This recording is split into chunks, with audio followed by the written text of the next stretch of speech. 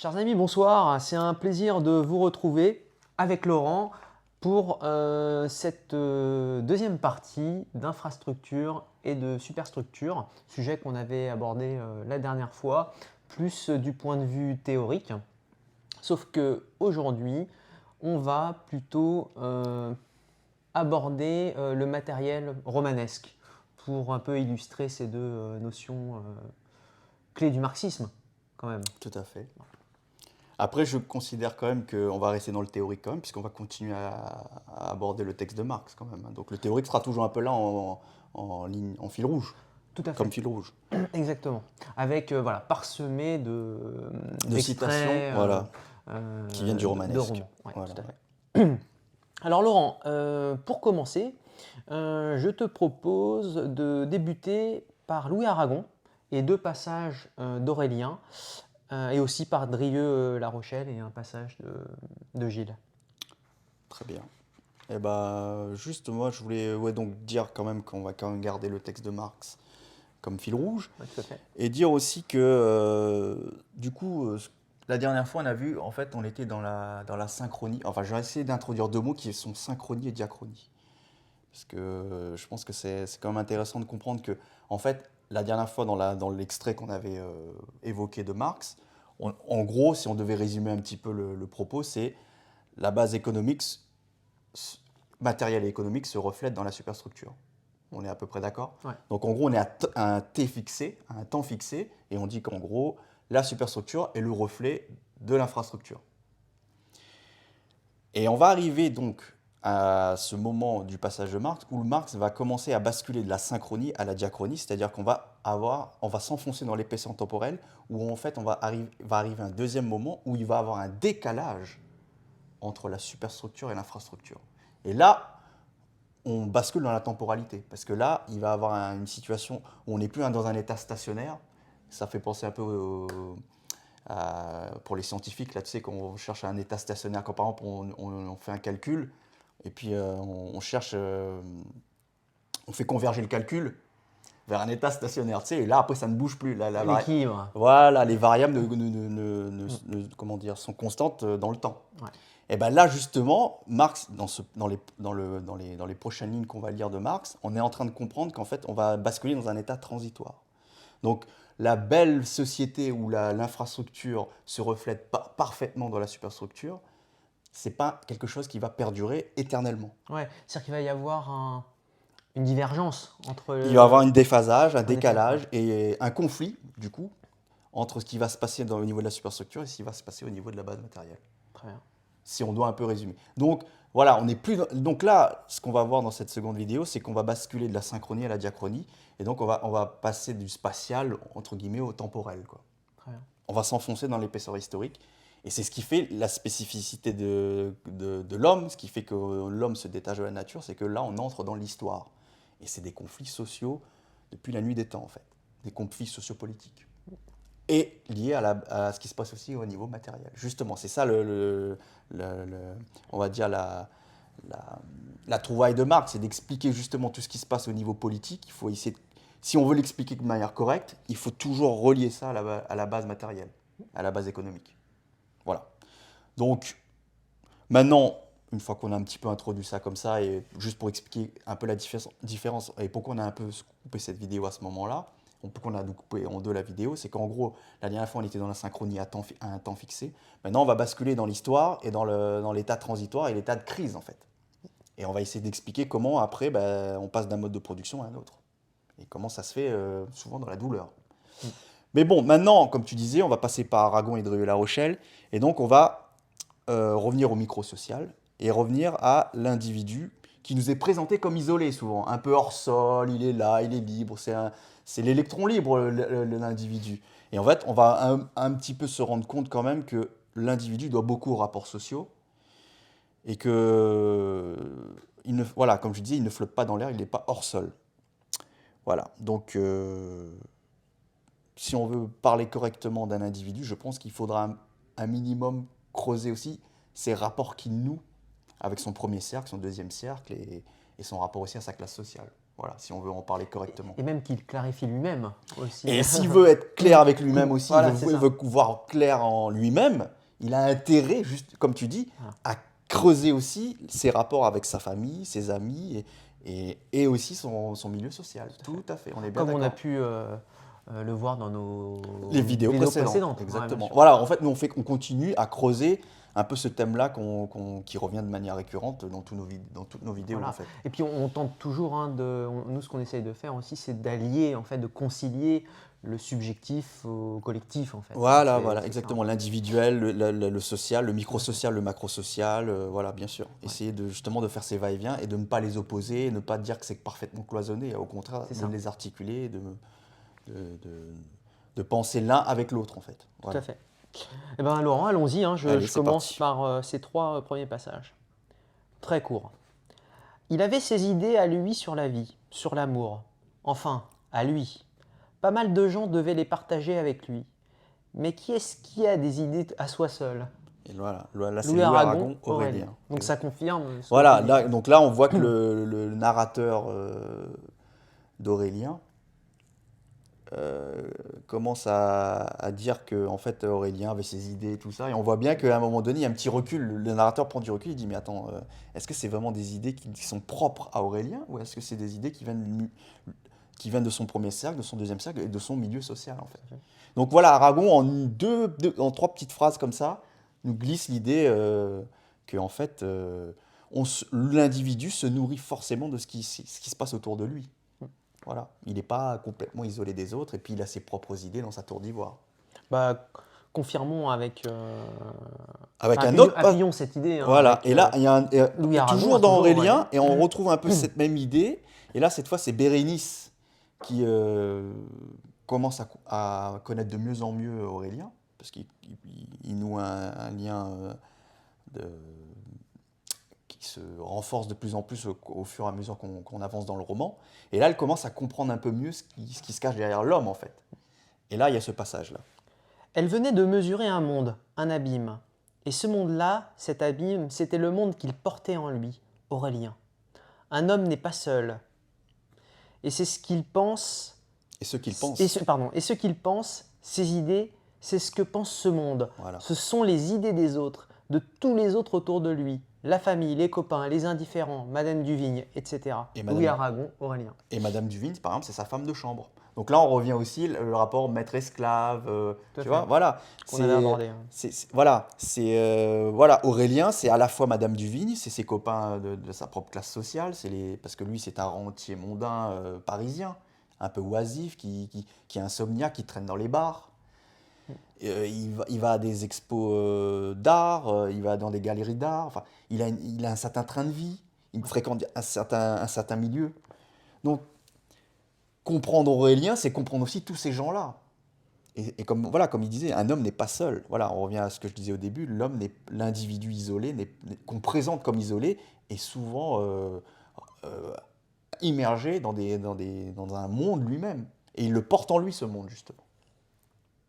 Donc voilà, hein, je pense que là, c'est clair, hein, il n'y a pas grand-chose à dire de plus. Pour appuyer encore le... Allez, on met une 3e couche. Voilà, Et exactement. cette fois, c'est Drieux-La Rochelle qui était aussi un ami de Louis Aragon dans les années 20. Et ils se sont brouillés ensuite. Et après, bien sûr, Drieux est devenu a embrassé la cause fasciste, là où Aragon a embrassé la cause communiste. Mais on retrouve chez Drieux aussi cette idée que... Alors, dans le roman de Gilles. Hein. Et cette fois, c'est Gilles, Gilles, exactement. Il vivait une idée. Il en épousait avec une curiosité meurtrie, mais toujours voluptueuse, les détours et les plis tels que les faisait la résistance de la matière humaine où elle essayait de s'imprimer. Sa solitude était celle de l'idée, son idée. Voilà, et là on voit bien que là, Drieux-La Rochelle a tendance à vraiment replier sur soi, le côté... Lui, il veut exalter le côté isolé. C'est son idée, son idée. Et il prend plaisir à vivre son idée. Voilà, il est dans son idée, il est un peu comme un solipsisme. Ouais. Et là, il y a quand même, et là on voit quand même que Drieux, peut-être aussi un peu sous l'influence d'Aragon, j'en sais rien, tout d'un coup le doute arrive. Exactement, parce que là il pose la question, était-ce la sienne ou celle des autres? Voilà, donc quand même il met une nuance. Hein, l'auteur fasciste quand même a ce petit moment de fêlure, de doute, il se dit, était-ce la sienne ou celle des autres? Point d'interrogation. Ouais. Donc voilà, donc chez Aragon et chez Drieu, on retrouve toujours cette idée que l'individu n'est pas isolé et n'est pas dans son solipsisme. Et il se nourrit de toutes les relations qu'il noue avec les autres. Et les autres, c'est le domestique, c'est le collègue de travail, c'est le grand-père, c'est l'oncle. Voilà, c'est tous ces gens qu'on rencontre au quotidien. Ouais. Laurent, moi, ce que je te propose, hein, c'est de continuer avec Balzac, sauf si tu veux. Ouais, alors juste, ouais. voilà, juste aussi, ça c'est des choses qu'on avait déjà un peu évoquées dans d'autres vidéos. Ouais. Donc du coup, ce qu'on peut réintroduire comme vocabulaire, c'est, tu sais, quand je faisais la dichotomie entre le substantiel et le relationnel, Tout à fait. Ouais. entre l'hérédité et l'héritage, entre le code génétique et le code culturel. Voilà.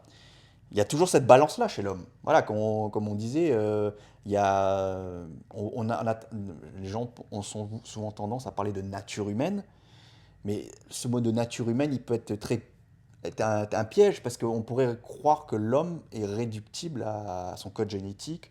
On peut renvoyer ça à la biologie, en fait, à la physiologie. Alors qu'on a bien vu dans les vidéos précédentes, notamment, que à la nature, on va dire, à la biologie, à la physiologie de l'homme, se rajoute aussi la question du code, la question de la culture. Et la question de la morale et bien d'autres Comme choses. on l'a vu juste dans les passages précédents, Voilà. en fait, où on voit clairement qu'il est dépendant. En fait. Exactement. Et donc, du coup, c'est pas que Ouais. sa pure génétique, c'est pas son ADN qui va donner tout le secret d'un individu, en fait. L'individu est composé de bien d'autres choses que son ADN, en fait, et sa biologie. Voilà. Ouais. Donc c'était juste pour revenir sur ces mots comme substantiel, relationnel, héritage, hérédité. Et voilà, C'est clair. c'était juste pour faire ce petit écho aux vidéos précédentes. Et donc voilà, maintenant on peut du coup enchaîner avec Voilà, Balzac. justement pour illustrer aussi ton Voilà, propos. toujours dans cette Tout à idée fait. de vouloir bien montrer que chez l'homme, il y a le code génétique et le code culturel. Donc passage d'Eugénie Grandet. Hein. Si c'est Tout bien... à fait, tout à C'est fait. ça, exactement. Tout à fait, monsieur. Un passage un peu plus long cette fois, Voilà. un peu plus consistant, Mais on va y arriver. mais on va y arriver. Néanmoins, Charles était un enfant de Paris, habitué par les mœurs de Paris, par Annette elle-même, à tout calculer, déjà vieillard sous le masque du jeune homme. Il avait reçu l'épouvantable éducation de ce monde où, dans une soirée, il se commet en pensée, en parole, plus de crimes que la justice n'en punit aux cours d'assises, où les bons mots assassinent les plus grandes idées, où l'on ne passe pour fort qu'autant que l'on voit juste. Pardon. Et là, voir juste, c'est ne croire à rien, ni aux sentiments, ni aux hommes, ni même aux événements. On y fait de faux événements. Là, pour voir juste, il faut peser chaque matin la bourse d'un ami, savoir se mettre politiquement au-dessus de tout ce qui arrive. Provisoirement, ne rien admirer, ni les œuvres d'art, ni les nobles actions, et donner pour mobile à toute chose l'intérêt personnel. Après 1000 folies, la grande dame, la belle Annette, forçait Charles à penser gravement. Elle lui parlait de sa position future, en lui passant dans les cheveux une main parfumée. En lui refaisant une boucle, elle lui faisait calculer la vie. Elle le féminisait et le matérialisait. Double corruption, mais corruption élégante et fine, de bon goût. Honoré de Balzac, Eugénie Grandet. Alors on est bien d'accord que là, il n'y a rien de physiologique et il n'y a rien de biologique. Ah non, mais là, clairement, on est dans le... Là, on est dans le social, l'initiation, voilà, l'éducation, dans l'initiation. Dans la société. On est dans le mondain, Voilà. et c'est un code culturel. Ouais. Elle est donc Annette, qui est une femme mentor, elle est en train d'introduire tranquillement mais sûrement Charles Grandet au grand monde de Paris. Et elle est en train de lui habituer à être cynique, à être opportuniste, à être voilà. Et là, on voit bien qu'il y a un petit côté, il est un peu critique là, Balzac, parce qu'il est en train d'expliquer qu'en fait, elle est en train d'un peu de le corrompre, ce jeune homme. Et donc, Ça me fait penser avec Adam et Ève, avec la pomme. La corruption, Ève, la Non, mais- tentation, le Oui, serpent, voilà, c'est oh la là pomme là. en fait. Hein, genre, Oui, bah, voilà, oui, il y a un peu petit. de ça, Oui, il y a un bah, peu- Moi, ça oui, m'a fait penser à ça, en fait. Annette est clairement la tentatrice. Oui, il y a quelque chose comme ça. quelque Mais, donc, chose. mais on voit bien que là, ça n'a rien à voir avec Avec la génétique. Ah, voilà, bah oui, on n'est complètement, pas là ouais. en train de parler Ouais, bien sûr. c'est pas de la neurologie. On Tout n'est à pas fait. en train de parler d'hormones. On n'est pas en train de parler. Tu vois, on n'est pas du tout là-dedans. Tu vois, C'est ça. pour faire écho aussi, qu'on avait parlé de Zola, quand il vous disait que tout était instinct, tout était hormones, tu vois, ils subissaient leur biologie, leur physiologie. Là, on n'est pas du tout là-dedans avec Balzac, tu vois. Ouais. C'est vraiment une initiation, une éducation. Elle veut transmettre un code culturel et une manière de se comporter, une manière de raisonner en société Ouais. pour gravir les échelons. Donc voilà, c'était quand même, voilà, je tenais à montrer que voilà, il y a l'aspect naturel, la part animale, biologique de l'homme, et puis il y a la part culturelle, sociale, politique, mondaine. Mm. Et ça, c'est autre chose. C'est l'héritage, c'est pas l'hérédité. Maintenant, encore un autre passage toujours de notre grand Balzac que j'apprécie particulièrement, qui creuse encore cette notion-là qui creuse encore cette question du code culturel et de la morale aussi, comment les gens enfin comment dire, comment le milieu social conditionne l'attitude morale de la personne, de l'individu. Et comment le rang social, le milieu social fait que telle personne va agir ainsi ou telle personne va agir comme cela, tu vois. Ouais. Donc, cette fois, c'est un passage du roman Modeste Mignon, donc, de notre cher Honoré de Balzac.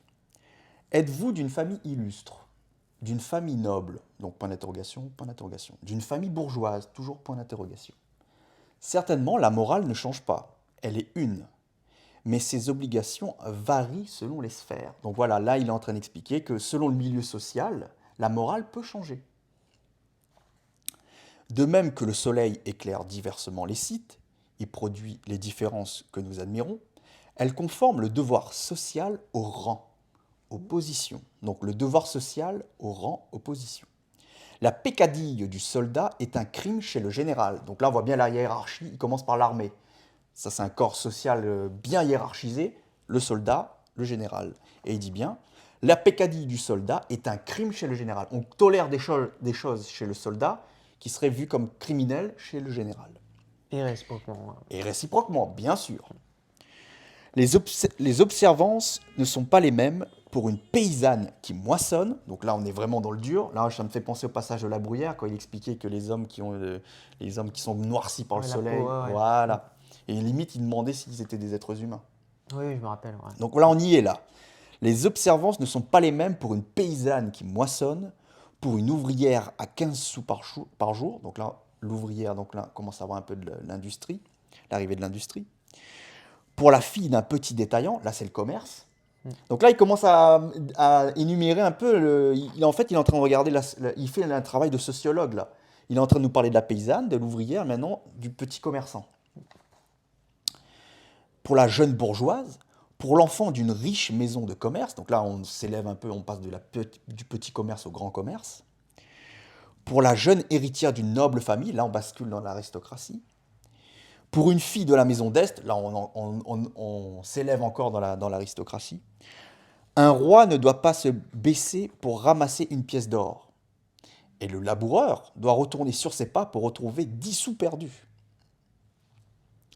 Quoique l'un et l'autre doivent obéir aux lois de l'économie. Mais bien sûr, comme le roi, lui, il en a tellement des pièces d'or, il peut se permettre de se dire, bon, bah, elle est perdue, c'est pas grave. Par contre, le laboureur, lui, il compte chaque petit sou. Bien sûr, ouais.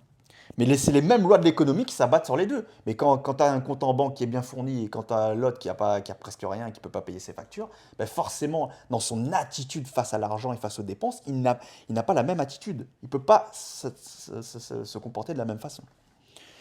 C'est Balzac qui dit déjà ça au 19e siècle, hein, la première moitié du 19e. Hein. Il est en train déjà de faire un travail de sociologue. Une d'Est riche de 6 millions peut mettre un chapeau à grands bords et à plumes, brandir sa cravache, presser les flancs d'un barbe et venir Amazon brodé d'or, suivi de laquais, à un poète en disant « J'aime la poésie et je veux expier les torts de Léonore envers le Tasse. » Tandis que la fille d'un négociant, et là, tu te rappelles aussi, c'est le passage de Balzac aussi dans César Birotteau, où il expliquait qu'il y avait les femmes qui avaient une toilette lourde, les femmes bourgeoises à côté des femmes aristocrates qui étaient, elles, légères. Et là, c'est pareil, il est en train d'expliquer que celle qui peut se prendre pour une poétesse, qui est là habillée avec des chapeaux à plumes et tout, elle peut être gracieuse quand elle est aristocrate. Mais par contre, tandis que la fille d'un négociant se couvrirait de ridicule en l'imitant. On revient toujours à ce code-là, comment se comporter en société. Dans un salon, si on n'est pas habitué à avoir certaines robes, à avoir certains costumes, on est emprunté, on est maladroit. Il faut que ça soit une seconde peau. Je crois qu'il parle Voilà, de seconde peau. voilà, Ah. exactement. Comme on dit des fois aussi, la culture, c'est une seconde nature. Il faut arriver à transformer le code culturel comme une seconde nature. C'est exactement ça qu'est en train d'expliquer Balzac. Et c'est remarquable parce qu'il l'exprime aussi bien au niveau de la production quand il dit que voilà, le mec qui travaille, qui moissonne la terre. Là, on voit une différence aussi entre celui qui est oisif et qui est rentier et qui peut se permettre de se reposer et de ne pas s'abîmer les mains. Mais ça se vérifie aussi dans le temps libre, cette dichotomie-là. Ouais. C'est que celle qui essaie d'imiter une aristocrate qui est costumée, qui a une toilette magnifique, elle va, il dit, se couvrir de ridicule. Parce qu'elle n'a pas tout à fait la même aisance. Bien sûr. Et comme tu dis, c'est pas une seconde peau. Et là, j'allais dire Marx. Balzac finit par cette question magnifique. À quelle classe sociale appartenez-vous? Classe sociale. C'est pas Marx, là, c'est Balzac qui dit. Ouais. Il finit tout ce paragraphe-là en disant à quelle classe sociale appartenez-vous? Remarquable. Ouais. Honoré de Balzac, Modeste Mignon. Voilà. Donc maintenant, je vais reprendre notre fil rouge. Et donc là, maintenant, on a fait ce petit zoom sur l'individu. C'était juste une petite on voulait un petit peu creuser cette histoire de l'individu qui serait hors sol et qui serait complètement isolé. Voilà, qu'on nous présente comme quelqu'un d'isolé, qui est complètement autonome, voire même indépendant. Ouais. Là, je pense qu'on a démontré quand même que c'est quand même pas le cas, en fait. C'est plus compliqué que ça. Voilà, et il est complètement dans un maillage social. Il est intégré dans un maillage social. Et comme dit Aragon, il porte un monde en lui. Et ce monde-là, c'est un monde qui bavarde, c'est un monde qui est rempli d'autres individus. Et donc, on ne peut pas parler de l'individu isolé, il faut faire attention. Maintenant, je vais reprendre le texte de Marx, et maintenant, on va dézoomer et on va revenir au macro-social. Donc, on quitte le micro-social, on revient au macro-social. Et là, et comme je vous disais au début, on rentre dans la temporalité. Ça y est, là, maintenant, on va arriver à ce moment où il y a le déphasage, comme on disait. Hein. On va quitter l'état stationnaire, on va aller dans un état transitoire. À un certain stade de leur développement, les forces productives matérielles de la société entrent en contradiction avec les rapports de production existants. Donc c'est ce que j'étais en train de dire, c'est que les forces productives, il commence à avoir un déphasage entre les rapports de production et les forces productives. Donc les rapports de production ne reflètent plus fidèlement les forces productives. Ou ce qui en est l'expression juridique, et là on commence à mettre un pied dans la superstructure, ça sera un débat qu'on évoquera plus tard, ou ce qui en est que l'expression juridique, avec les rapports de propriété au sein desquels elle s'est émue jusqu'alors. De formes de développement des forces productives qu'ils étaient, ces rapports en deviennent des entraves. Donc, dans le passage précédent de Marx, on nous expliquait que les rapports de production et la superstructure étaient le reflet des forces productives, donc permettaient permettait aux forces productives de prospérer, j'ai envie de dire. Là, on arrive à un moment où ces rapports de production, elles freinent. Elles sont en train de bloquer, elles sont en train de résister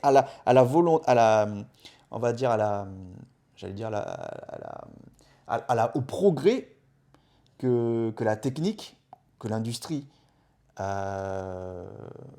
est en train de... Comment dire, elle devient un frein, en fait, au progrès que peut potentiellement embrasser les forces productives. Et du coup, forcément, conflit, contradiction. C'est ce qu'il dit. Il parle de un certain tas. Donc voilà, donc on a les forces productives qui se développent, qui progressent, et on a ces rapports de production qui viennent un peu bloquer ce progrès, ce développement. Donc on est d'accord ou pas, là, jusqu'ici? Oui, alors moi, c'est vrai que j'avais compris un peu différemment. Voilà, mais du coup, mais je te laisse d'abord finir. Si ok, je finis alors. Ouais. Et donc, on voit qu'il y a une contradiction donc, du coup, entre la base matérielle et économique et la superstructure, et donc ça engendre une crise. Donc voilà, c'était pour bien revenir. Du coup, on quitte la vision synchronique et mécaniste du reflet, et là, on est en train d'entrer dans une dimension temporelle. Et c'est pour ça aussi que du coup on comprend mieux quand on expliquait dans la vidéo précédente que A détermine B, ça ne veut pas dire que B est complètement passif. Et c'est la preuve que là c'est le cas, parce que là Marx est en train de nous expliquer justement, oui, B n'est pas passif, parce qu'il peut aussi avoir cette capacité à freiner justement le développement des forces productives. Donc on est en train de montrer là que qu'on disait dans la vidéo précédente, que B, quand on dit A détermine B, on est dans une situation où B n'est pas complètement passif par rapport à A. Voilà, c'était pour bien expliquer ça. Et donc forcément, comme on rentre dans la temporalité, la résolution de la crise, la résolution de la contradiction se ferait dans une épaisseur temporelle. Donc et c'est ça le moteur de la dialectique, c'est ça ce que va amener Hegel et Marx, et ce qu'on appelle la dialectique, c'est que c'est la contradiction qui fait qu'il va avoir résolution dans le temps, dans une durée du conflit. Donc voilà, donc c'est pour ça, d'où l'importance de la dialectique chez ces deux penseurs que sont Hegel et Marx. Voilà. Et aussi, voilà, et bien comprendre qu'à partir de Hegel et Marx, donc l'importance de la durée, du temps, de la temporalité, et qu'avant, voilà, on était beaucoup plus sur le spatial, sur l'espace. Mais ça correspond aussi à Copernic, à Galilée, et puis les grandes découvertes. On était beaucoup plus dans la conquête des grands espaces, en fait, quelque part, tu vois. Et avec Hegel et Marx, et ça commence déjà un peu avec Kant, on est en train de basculer dans la temporalité, en fait. On commence à penser sérieusement le temps. Parce que si tu remontes un peu, juste comme ça, vite fait, tu penses par exemple à Descartes. Descartes, il parlait de la res cogitans et la res extensa. La res cogitans, c'est la substance pensante, la chose pensante. Et res extensa, c'est l'étendue, c'est la chose étendue. En gros, c'est ce qui se passe à l'intérieur de ta tête et ce qui se passe à l'extérieur. Il n'y a pas le temps. Tu vois, il y a pas encore, on n'historicise pas et on n'inscrit pas la pensée dans une temporalité. Dans un processus. On n'a pas, voilà, on n'est pas dans une pensée. Dans un cheminement. Exactement, il n'y a pas l'idée de processus. Exactement, voilà. Alors que le mot processus, procès, c'est des mots qui reviennent inlassablement avec Hegel et Marx. Donc voilà, l'idée de durée, de conciliation, de conflit, de crise, voilà, de transition. Ouais. Ça, c'est d'aspect. C'est un cheminement. Voilà, et ça va vraiment apparaître avec Hegel et Marx. Voilà, pour expliquer un petit peu qu'il se passe vraiment quelque chose là. Et donc, il faut l'identifier aussi quand on lit Marx, quand il commence à énoncer, à exposer un petit peu sa pensée. Il faut toujours repérer ce moment où il bascule dans la temporalité, où il est en train d'expliquer qu'il y a une contradiction. Il faut toujours penser que là, on va s'inscrire dans une durée, que ça va s'inscrire dans une durée, et voilà. Donc, habituer notre esprit à avoir une vision sous forme de processus, comme tu disais. Voilà. C'est très important pour bien comprendre Marx et Hegel. Alors, c'est vrai que quand on avait préparé la trame avec Laurent, Ouais. Bah, c'est vrai que là, il y a eu un... Alors moi, j'ai compris le passage de Marx. Je l'avais compris un peu différemment, en fait. Pour moi, en fait, la contradiction là, qui souligne dans le passage, moi, je l'aurais située au sein même de la base, de l'infrastructure, en fait. Bah voilà, alors après, il faut juste s'entendre sur le mot infrastructure. Voilà, c'est ça. Oui, c'est ce que... Alors, parce que tu m'avais dit après, en discutant, toi, tu mettais dans l'infrastructure les rapports de production. Voilà, c'est-à-dire qu'en fait, pour moi, dans infrastructure, donc là, on est d'accord. Il y a la relation homme-nature, les forces productives, voilà. Et la relation homme-homme, les rapports de production. Voilà. Et l'infrastructure, pour moi, c'est la synergie entre les deux, en fait. Alors voilà, mais moi, j'ai un autre vocabulaire, si tu voulais. Voilà. C'est mode de production. Le mode de production, c'est la synergie entre les rapports de production et les forces productives. Voilà. Donc en fait, pour moi, c'est en fait ce que tu appelles l'infrastructure. Voilà. Mais pour moi, quand je disais qu'il y a quand même un petit peu de superstructure dans l'infrastructure, c'est dans le sens où, quand il dit, tu vois, quand il dit qu'il y a contradiction entre les forces productives matérielles, sociales, et les rapports de production existants, ou ce qui n'en est que l'expression juridique. Les forces productives matérielles de la société. Oui, voilà. J'ai dit sociales. Voilà. Et qui rentrent en contradiction avec les rapports de production. Les rapports de production. Et après, il dit tout de suite ce qui n'en est que l'expression juridique. Et donc là, on bascule, on met un pied dans la superstructure. Bien sûr, c'est nuancé en fait. En fait, pour moi, dans les rapports de production, il y a déjà un petit peu de juridique et un petit peu de politique. Et après, je suis d'accord avec toi. Par contre, et là, on le verra plus tard aussi, c'est que dans la superstructure, c'est très grand. Et il y a plusieurs couches dans la superstructure. Et plus on s'élève dans la superstructure, je suis d'accord, plus on s'éloigne de la production.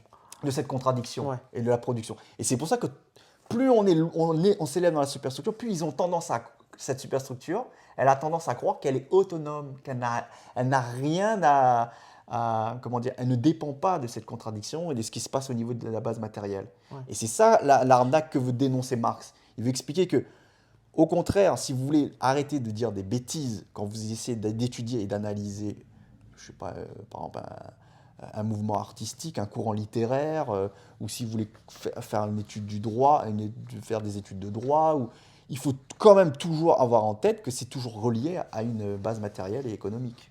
Et qu'il faut pas, on ne peut pas faire l'impasse de l'étude de cette structure économique et matérielle pour pouvoir correctement étudier cette superstructure. Ouais, qui est de l'ordre, on va dire, plus idéologique, quoi. Voilà. Mais ça, on le va voir plus tard. Mais je suis d'accord avec toi que l'artistique, par exemple, il est loin. Il est un peu plus loin, Ouais, beaucoup voilà. plus éloigné de cette Et contradiction-là. ça fait partie de la superstructure, là. Voilà, et là on est vraiment dans la superstructure la Tout à plus fait. élevée. Mais très vite, quand on parle de la contradiction entre la base matérielle, enfin entre les forces productives et les rapports de production, pour moi il y a déjà quand même, là le juridique et le politique, il est collé tout de suite directement, il est là. Oui, je vois ce que Il tu est veux là. dire. Et donc Ouais. on est un petit peu quand même dans la Je superstructure déjà. comprends. Ouais, Voilà. Mais on est Et d'accord. ça rajoute de la nuance. C'est vrai que Voilà, c'est juste au pour... lieu de un peu trop dichotomiser, de trop Non, mais séparer. c'est bien aussi de rendre un peu fluide un peu tous ces mots-là. Oui. Et voilà, passer par différents vocabulaires. On peut dire infrastructure, superstructure, mais on peut dire aussi, du coup, mode de production, Voilà. qui est la relation entre les forces productives, homme-nature, relation homme-nature, Voilà. et les rapports de production, relation homme-homme. Exactement. Voilà. Ouais, Et là, il y a le juridico-politique. qui s'ensuit. Ouais, tout à fait. Voilà. Eh bien, écoute, Laurent, moi, ce que je te propose, c'est que je me lance dans un nouveau passage de Balzac, cette fois-ci de César Birotteau, qui justement illustre les Très bien. propos de Marx. Très bien. Accrochez-vous. Oui, alors c'est juste pour dire, c'est pour refléter le côté crise. Voilà, on est en contradiction, comme Marx nous expliquait du point de vue macro-social, on a une contradiction, un déphasage entre les forces productives et les rapports de production, et ben forcément ça entraîne une crise. Et Balzac aussi, en utilisant ses propres termes, il va un peu revenir sur ce thème-là. Toute existence a son apogée, une époque pendant laquelle les causes agissent et sont en rapport exact avec les résultats. Ce midi de la vie, où les forces vives s'équilibrent et se produisent dans tout leur éclat, est non seulement commun aux êtres organisés, mais encore aux cités, aux nations, aux idées, aux institutions, aux commerces, aux entreprises qui, semblables aux races nobles et aux dynasties, naissent, s'élèvent et tombent. Donc le côté transitoire, Oui, voilà, c'est et pas temporel. stationnaire. Voilà, la C'est ça. temporalité. Et là, Exactement. Balzac aussi, et là, quand il parle des cités, des nations, des idées, des institutions, on est dans l'histoire, là. Il est en train de parler de l'histoire. C'est remarquable. D'où vient la rigueur avec laquelle ce thème de croissance et de décroissance s'applique à tout ce qui s'organise ici-bas? Car la mort elle-même a, dans les temps de fléau, son progrès, son ralentissement, sa recrudescence et son sommeil. Notre globe lui-même est peut-être une fusée un peu plus durable que les autres. L'histoire, en redisant les causes de la grandeur et de la décadence de tout ce qui fut ici-bas, pourrait avertir l'homme du moment où il doit arrêter le jeu de toutes ses facultés. Mais ni les conquérants, ni les acteurs, ni les femmes, ni les auteurs n'en écoutent la voix salutaire. Ils continuent en fait dans le processus jusqu'à leur chute. En fait. Et des fois même, ils veulent pas croire qu'ils sont en train de... Voilà, c'est comme l'aristocrate après la Révolution française qui continue de croire qu'il est dans sa gloire de l'Ancien Régime. C'est terminé. Ou la gloire de Louis XIV, c'est terminé. Ou la monarchie russe. De la même manière. Voilà, il y en a beaucoup qui refusent de voir qu'en fait, ça y est, c'est le déclin. On est passé à autre chose. Et c'est irréversible. Et ça, on le voit aussi dans un personnage des démons de Dostoïevski. Tu sais, c'est une Le personne... vieux, là. Le vieux, Ah, ouais. le Comment vieux. il s'appelle Stepanovitch. Alors, non, C'est Trofimovitch. Stepan Trofimovitch. Alors, Karmazinov. Oui, exactement. L'auteur, là. Ouais, voilà, l'écrivain célèbre. Ça m'a fait penser à ça, en fait. Ben oui, ils n'arrivent pas à prendre en compte la dynamique. Exactement. En fait. Voilà, Et ils se sont ossifiés sur une vision du monde qui est complètement dépassée. Ils sont obsolètes, en fait. Ils sont dans l'obsolescence totale. Donc, Les démons de Dostoïevski, un livre à lire. Hein. Ça, Ah ouais, mais c'est un gros morceau. ça, on pourra, on Ça, pourra en ouais, parler. là, faudrait prendre le temps de bien étudier ça. Alors, mais- je continue le. Et le là, passage. alors juste pour te dire, là maintenant, Balzac était plutôt macro-social. Et là, il va faire du micro-social, il va zoomer sur son Personnage sur son principal. personnage principal. César Birotteau, qui devait se considérer comme étant à l'apogée de sa fortune, prenait ce temps d'arrêt comme comme un nouveau point de départ. Pardon. Il ne savait pas, et d'ailleurs ni les nations ni les rois n'ont tenté d'écrire en caractère ineffaçable la cause de ces renversements dont l'histoire est grosse, dont tant de maisons souveraines ou commerciales offrent de si grands exemples. Pourquoi de nouvelles pyramides ne rappelleraient-elles pas incessamment ce principe qui doit dominer la politique des nations aussi bien que celle des particuliers? Le principe, c'est quand l'effet produit n'est plus en rapport direct ni en proportion égale avec sa cause, la désorganisation commence. Voilà. Donc on est au fameux moment de la crise du déphasage, quand la cause Ouais. n'est plus l'effet produit. Donc on revient sur le reflet là. Quand l'effet produit n'est plus en rapport direct avec la cause. Donc là, il y a un gros problème, il y a un déphasage. La superstructure n'est plus légitime quelque part. Et Elle elle n'est plus en freine, lien et avec elle s'accroche. Voilà. les modes de production. Voilà. Donc c'est avec les forces productives, le développement des forces productives. Donc là, c'est compliqué. Et Marx, lui, il parle pas de. Alors, Oui, pardon, oui, c'est ça. Les forces productives. les forces productives, Ouais. attention. Parce que le mode de production, c'est Ouais, c'est le couplage. ouais. Donc Balzac, lui, parle de désorganisation. Marx, lui, qu'on continue le texte, hein, notre fil rouge, il dit alors s'ouvre une époque de révolution sociale. Et là, on me voit arriver avec mes gros sabots. Euh, Quand on parle de révolution sociale, le mot révolution, ça évoque quelque chose dans les textes, dans les vidéos précédentes. Je citais souvent un passage de Rousseau où il parle de révolution lui aussi. Et donc, le texte de Balzac, le mot de Marx qui parle de révolution sociale me fait penser à ce fameux passage de Rousseau où il dit, où là, Rousseau s'adresse à une aristocrate qui, voilà, elle aussi, quelque part, on est quand même encore sous l'Ancien Régime. Mais déjà, Rousseau savait, il avait senti le vent tourner. Que ça changerait. Il sentait déjà que cette aristocrate-là, elle ferait mieux de se réveiller un petit peu quelque part. Parce que là, le temps était en train de changer. Voilà, la crise était en train d'arriver. Donc, fameux passage de Rousseau, où vous vous fiez à l'ordre actuel de la société, sans songer que cet ordre est sujet à des révolutions inévitables et qu'il vous est impossible de prévoir ni de prévenir celle qui peut regarder vos enfants. Donc déjà, il y a aussi... Voilà, on revient sur... La crise peut durer et peut avoir des effets sur 1-2 générations. C'est le temps long, là. On est sur des choses qui s'impriment sur une durée. Le grand devient petit, le riche devient pauvre, le monarque devient sujet. Les coups du sort sont-ils si rares que vous puissiez compter d'en être exempt?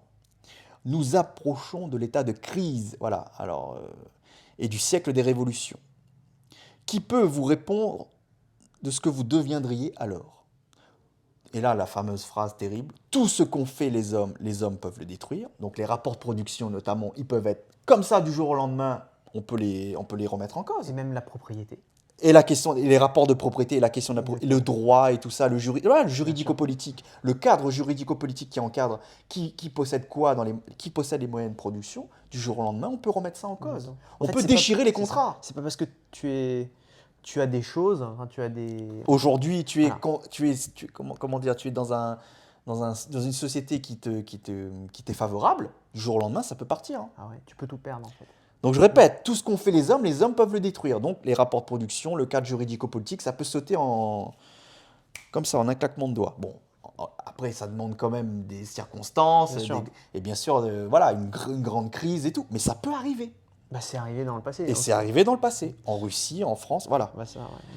Il n'y a de caractère ineffaçable, parce que tu te rappelles, Balzac, à un moment donné, il parlait de caractère ineffaçable lui aussi. Ouais. Il n'y a de caractère ineffaçable que ce qu'imprime la nature. Et là, on revient à nos vidéos précédentes aussi. Il y a les lois qui s'imposent à nous, les lois de la physique, les lois du physico-chimique. Et là, c'est des lois implacables. Donc, caractère ineffaçable de ce point de vue-là. Et la nature ne fait ni prince, ni riche, ni grand seigneur. Par contre, au niveau du social, au niveau du sociopolitique, où là on a des classes sociales, on a des milieux sociaux, La nature, elle n'a pas son mot à dire. C'est pas la nature qui va nous dire que là, qui viendra nous expliquer pourquoi il y a des riches, pourquoi il y a des seigneurs et pourquoi il y a des princes. Donc cette dichotomie très importante chez Rousseau, les lois de la nature ne sont pas celles qui n'ont rien à voir avec les conventions et les règles sociales. Mm. Voilà, Jean-Jacques Rousseau, Émile ou de l'éducation. Passage très très important et donc qui fait écho Qu'on citera. et qu'on recitera encore et qui fait écho donc à ce fameux passage de Marx qui parle de révolution sociale et à ce fameux passage de Balzac qui parlait de désorganisation quand l'effet produit n'est plus en rapport direct avec sa cause et qui parle de la désorganisation des nations, des institutions, des sociétés. Voilà. On continue le fil rouge, on continue le texte de Marx maintenant. Le changement dans la base économique bouleverse plus ou moins rapidement toutes les normes superstructures. Donc je reviens à ce qu'on disait précédemment. La superstructure est énorme. Donc c'est pas que la superstructure, c'est pas que le juridico-politique, c'est aussi d'autres choses derrière. Ça charrie d'autres choses derrière. Donc effectivement, le juridico-politique, lui, il va être bouleversé très vite, comme le dit Marx et comme on a essayé de l'expliquer. Quand il y a un conflit entre les rapports de production et les forces productives, le juridico-politique est tout de suite Impacté. impacté. Ouais. Il y a un impact direct sur le juridico-politique. Mais par contre, ça va prendre un peu plus de temps pour la question artistique, pour la question religieuse, pour la question philosophique, par exemple, qui fait partie de la superstructure, mais qui sera impactée un peu plus tard. Donc c'est ce qu'est en train de dire Marx. Le changement dans la base économique bouleverse plus ou moins rapidement toutes les normes superstructures. Donc ça prend du temps. On revient au temps, la temporalité, la durée. Lorsqu'on considère de tels bouleversements, il revient sur le mot de bouleversement parce que c'est vraiment ça, il faut toujours distinguer entre le bouleversement matériel, qu'on peut distinguer d'une manière scientifiquement rigoureuse, donc ce qui se passe dans la relation homme-nature. Là, il est en train de dire que dans la relation homme-nature, on peut constater les changements de manière scientifique, de manière mesurable. Combien de temps on fait pour produire une table? Ça se mesure. C'est du temps de travail. On a besoin de combien de matières premières? Ça se mesure. C'est ça qu'est en train de dire Marx. Là, dans la relation homme-nature, quand on est dans la question de la pure production matérielle, on peut être scientifique. On peut être objectif, on peut être rationnel et tout le monde sera d'accord. Ouais. C'est du mesurable. On se plie à la mesure. On dit tac, tac, on mesure. 2 cm en Afrique du Sud, c'est 2 cm dans le Groenland. 2 cm au Mexique, c'est 2 cm au Japon. On sera d'accord là-dessus. Donc, c'est ce que dit Marx là. Il faut toujours distinguer entre le bouleversement matériel, qu'on peut constater d'une manière scientifiquement rigoureuse, des conditions de production économique. Et là, il dit ça, donc d'accord. Et là, il est en train de parler maintenant des formes juridiques, politiques, religieuses, artistiques ou philosophiques. Et là, il englobe tous ces mots-là sur un autre mot, qui est un mot très important chez Marx. Bref, les formes idéologiques sous lesquelles les hommes prennent conscience de ce conflit et les mènent jusqu'au bout. Donc, ce qui se passe dans la tête des hommes et comment ils prennent conscience des problèmes, et notamment de ce conflit dans la base matérielle, ce conflit entre les rapports de production et les forces productives. Il se fait à travers des formes juridiques, politiques, religieuses, artistiques ou philosophiques. Mais attention, là, on n'est plus dans la rigueur scientifique et du mesurable qu'on avait dans la relation homme-nature. Et c'est là où Marx il dit qu'il faut être vigilant. Il faut faire attention. Il faut distinguer. Et oui. Et là, mais il n'est pas non plus en train de dire que c'est complètement... il rend quand même hommage à ces formes-là. Et elles sont très importantes parce que il dit bien, c'est sous ces formes-là que les hommes prennent conscience de ce conflit. On n'est plus dans la science, on est dans la conscience, dans la prise de conscience. Donc c'est important quand même. Marx n'est pas en train de dire qu'il faut envoyer à la poubelle l'idéologie. Mais il veut juste dire, si vous voulez être rigoureux et bien comprendre ce qui est en jeu dans les idéologies, ramenez ça toujours à la contradiction ramenez ça au mode de production et à ce qui se passe au niveau de la base matérielle. Ouais. Non, c'est clair. Donc c'est très important ce qu'il dit là. Donc bien différencier ce qui se passe au niveau de la relation homme-nature et ce qui se passe au niveau de la relation homme-homme, et donc l'importance de l'idéologie dans la relation homme-homme. Parce que l'idéologie est quand même très importante parce qu'elle nous permet de prendre conscience des problèmes. Mais, on n'a pas ce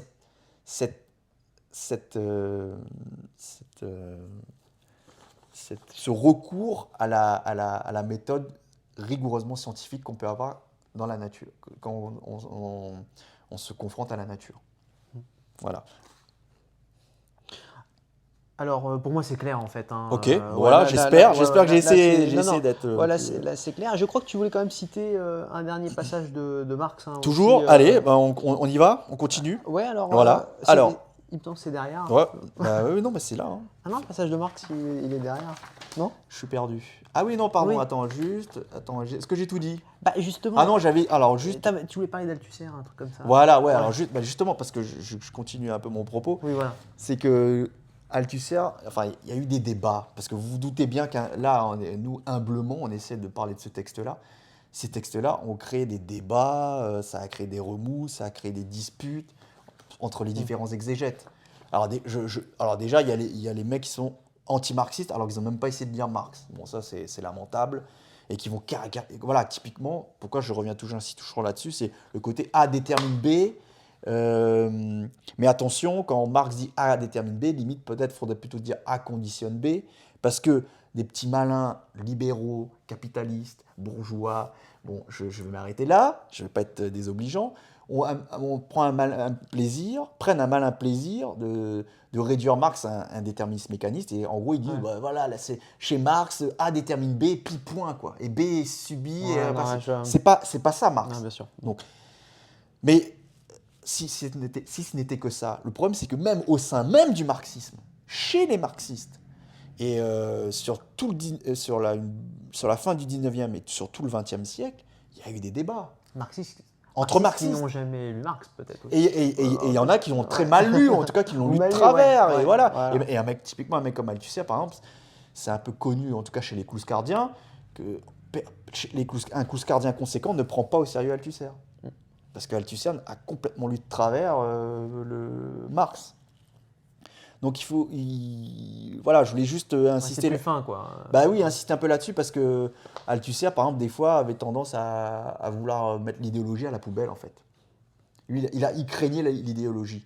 Et le problème, c'est qu'on ne peut pas mettre l'idéologie à la poubelle. L'homme a besoin, produit des signes. L'homme, il y a une dimension symbolique, il y a comment dire, il y a un univers symbolique qui est charrié avec l'homme. Et on peut pas, on doit faire avec. Mais justement, par contre, si on ne veut pas raconter des bêtises et être complètement dans la fantasmagorie, il faut justement, comme dit Marx, essayer toujours de relier la superstructure, l'ordre superstructural, à la base matérielle, pour essayer de raconter le moins de bêtises possible. Mais l'idéologie, c'est important. On n'est pas en train de dire qu'il faut mettre à la poubelle le juridique, le politique, l'artistique ou le philosophique. Il faut prendre ça au sérieux. Mais si on veut faire une analyse correcte et féconde de la superstructure, il faut la relier à la base matérielle. Donc voilà, c'était juste ça, je pense. Voilà, juste pour dire que. C'est Voilà. ça, hein, ouais. Et donc du coup, voilà, si après il y en a qui veulent creuser, c'est compliqué. Voilà, essayer de se repérer dans la marxologie, parce que pareil, il y aura des gens qui vont se dire marxistes, d'autres qui vont dire non, non, moi je ne suis pas marxiste, je suis marxien. Et puis il y en a d'autres qui vont dire non, non, je ne suis pas marxien, je ne suis pas marxiste, je suis marxologue. Ah, il y a ça aussi. Ouais, donc c'est des gens qui considèrent, qui vont comment dire, étudier Marx, mais sans se sentir concernés par ce que dit Marx. Ouais. Tu sais, c'est un peu comme il est pas, c'est-à-dire que son métier c'est d'étudier les textes de Marx, mais il se sent pas du tout, il n'est pas convaincu par ce que dit Marx. Parce qu'il y a une dimension militante. Quand on se dit marxien ou marxiste, il y a une dimension militante dans le sens où on croit à la société sans classe. Enfin, en tout cas, on milite et on combat pour faire advenir, à son humble niveau, la société sans classe ou l'abolition du capitalisme, de la société de la domination et de la servitude, pour reprendre les termes de Rousseau. Ben, il y en a, ils sont marxologues, c'est-à-dire qu'ils étudient Marx, mais ils n'y croient pas du tout. Donc voilà, donc juste cette petite digression pour dire, il faut, là, ce qu'on essaie de faire là, c'est un travail très très comment dire, qu'il faut maintenir dans une certaine humilité, parce que ça a soulevé beaucoup d'exégèses, beaucoup de commentaires. Et voilà, on ne prétend pas avoir tout compris Ah et oui, avoir bien tout sûr. résumé là. Évidemment, Voilà. oui, oui, tout à Mais il fait. faut, voilà, après, je balance un nom propre qui est Althusser, c'est pour expliquer que voilà, la question de l'idéologie, c'est quelque chose d'important et qui reste important même pour Marx. Voilà. Faut pas non plus- Et Lénine l'a pris au sérieux d'ailleurs, hein. Lénine l'a pris au sérieux. Et lui, il prenait au sérieux la littérature bourgeoise. Lui il disait qu'il fallait lire, qu'il fallait s'instruire et qu'il fallait prendre le meilleur de la culture bourgeoise. Hmm. Donc lui, l'idéologie, il disait pas à poubelle, hein, Ouais. Lénine. Il a pris ça au sérieux aussi. Et d'ailleurs, il a lu Hegel. Parce que Hegel, c'est le philosophe petit bourgeois. Il aurait pu dire, bon, ben, Hegel, je mets à la poubelle. Non, il considérait que, et il a même dit d'ailleurs, clairement, pour bien comprendre Marx, il faut lire Hegel. Ouais.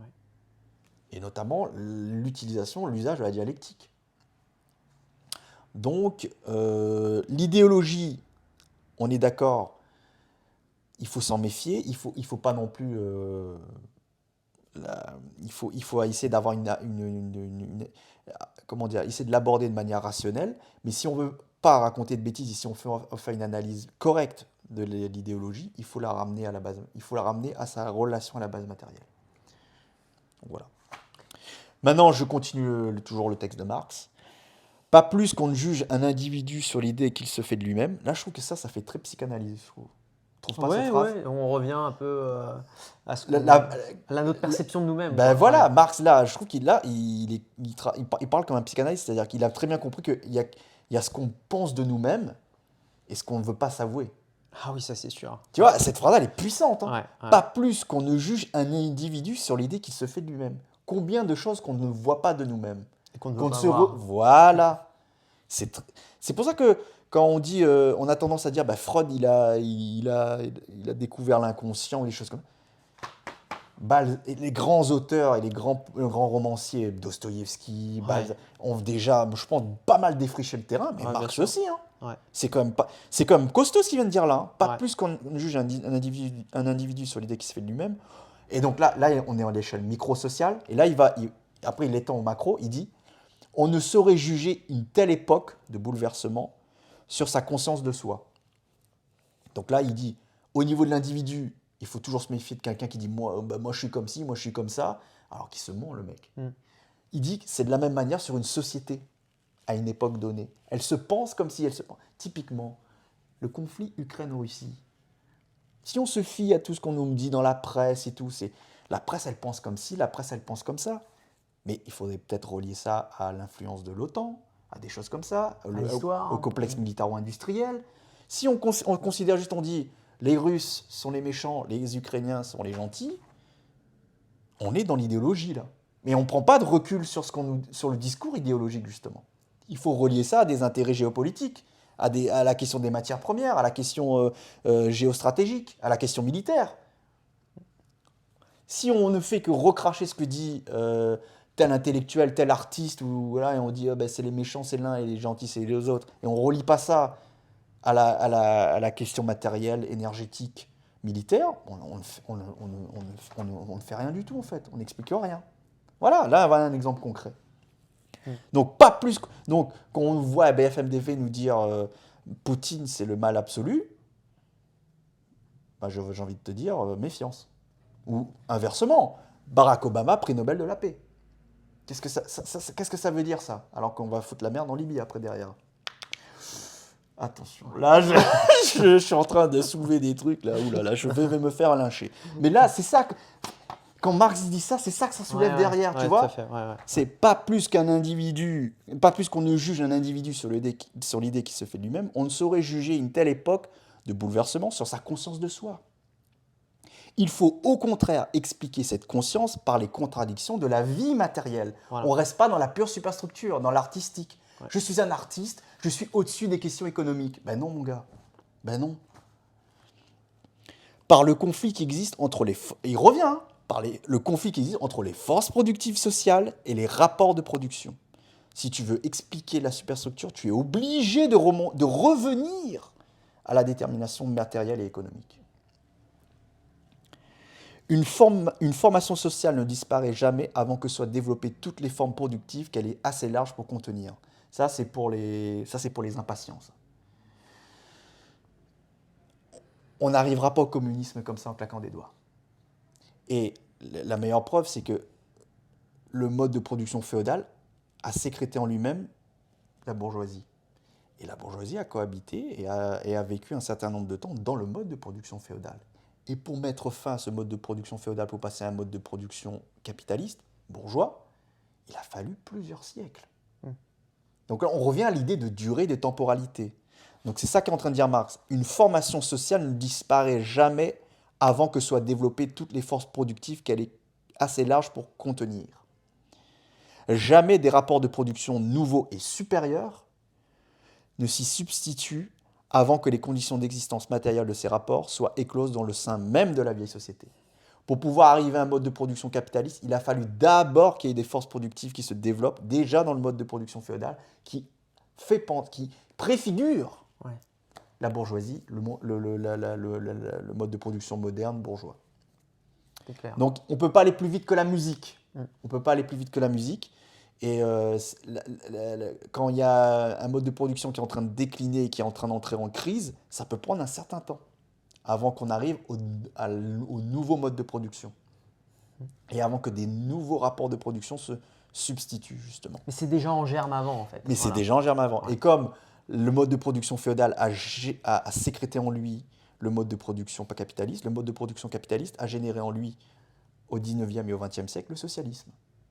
Bon, il y a eu des remous, ça s'est pété la gueule avec le socialisme réel dans le monde soviétique, dans le bloc de l'Est. Mais ce n'est que partie remise, hein. On ne sait pas ce qui va se passer. Mais dans le monde de production capitaliste, selon Marx, il va avoir une sécrétion de quelque chose qui va amener le mode de production supérieur. Voilà. Mais wait and see. Et voilà, mais il faut continuer à combattre. Alors, et pareil, il ne faut pas être passif quand on dit ça. Hein. Ça suppose des combats, ça suppose un militantisme politique, ça suppose un engagement des hommes. Mais ça, on ne peut pas être dans une posture où on se dit on va aller brûler la bourse, on va choper Macron, on va le prendre par le col et puis on va instaurer le communisme. Ça ne marche pas comme ça. Il faut vraiment travailler de l'intérieur, toute la structure économique, toute la base matérielle, il faut qu'elle... Ça se fait dans le temps, quoi. Et ça se fait dans le temps, et voilà. C'est pas instantané. Et de la même manière aussi, les mœurs aussi, pour changer les mœurs, pour changer toute la superstructure, comme il disait, pour bouleverser cette énorme superstructure, ça demande du temps. Donc le rapport qu'on a à la propriété privée, pour les changer un peu, ça va prendre du temps. L'anthropologie libérale libertaire, nous on est biberonné à ça depuis les années 80, nous on est dans les années 80. On est immergé dans cette anthropologie libérale libertaire. Pour se sortir de là, il nous faudra du temps. Donc voilà, c'est ça aussi que dit Marx. Attention, ça demande du temps. Merci beaucoup Laurent pour tes apports. J'espère qu'on a été à peu près clair. Donc encore une fois, on a abordé. Introduction. Voilà, c'est une manière aussi pour discuter. Voilà, c'est des pistes de réflexion. Et il n'y a pas de problème. Si vous n'êtes pas d'accord, si vous voulez rectifier, si vous voulez en savoir plus, n'hésitez pas à nous faire des retours. Et voilà, nous on est humble, hein, on fait ça humblement. Oui, tout à fait. Ouais. Mais c'est aussi pour on peut se tromper aussi. Voilà, on peut se tromper, mais aussi pour vous inciter à vous intéresser à ce sujet-là, parce que c'est pas si, faut pas se dire c'est compliqué, j'y vais pas. Non, franchement, ça vaut le coup parce qu'on comprend de mieux en mieux après ce qui se passe. Et on comprend mieux nous-mêmes aussi. Et on se comprend mieux nous-mêmes aussi. Et on est plus clair avec nous-mêmes aussi, à l'échelle micro-sociale et macro-sociale. On prend du recul. Ouais. Exactement. Donc il y a vraiment un vrai gain à tous les points de vue pour moi à faire un petit peu cette démarche-là de philosopher, de creuser un peu les questions théoriques. Tout à fait. Et en tout cas, c'est ce qu'on essaye de faire sur cette chaîne. Merci Laurent. Merci à toi, merci à vous. Et puis j'espère que le public appréciera cet effort. Voilà, et puis n'hésitez pas, n'hésitez pas à mettre des commentaires si vous avez des questions ou si vous n'êtes pas d'accord sur. Voilà, et même j'ai envie de dire, et d'autant plus, si vous n'êtes pas d'accord, faites-le savoir. Moi je suis prêt à discuter. Hein. C'est clair.